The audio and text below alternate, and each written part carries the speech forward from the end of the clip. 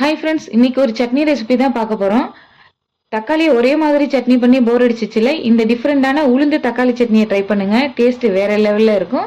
வாங்க எப்படி பண்ணலான்னு பார்க்கலாம். ஒரு பேன்ல கொஞ்சமா ஆயில் சேர்த்து 1 ஸ்பூன் கடுகு, 1/2 ஸ்பூன் சீரகம் சேர்த்து நல்லா வெடிக்க விட்டு, கூடவே 4 ஸ்பூன் உளுந்து சேர்த்துக்கோங்க. உளுந்து முழு உளுந்து, உடைச்ச உளுந்து எதுனாலும் உங்கள்கிட்ட என்ன இருக்கோ அதை சேர்த்துக்கோங்க. கூடவே காரத்துக்கு ஏத்தாப்புல வரமிளகாய், 5-6 பல் பூண்டு, ஒரு கொத்து கருவேப்பிலை, 2 மீடியம் சைஸ் தக்காளி, கூடவே தேவைக்கேற்ற உப்பு வதக்கி நல்லா ஆற வச்சு அரைச்சி எடுத்தீங்கன்னாக்க நம்மளோட உளுந்து தக்காளி சட்னி ரெடி ஆயிடும்.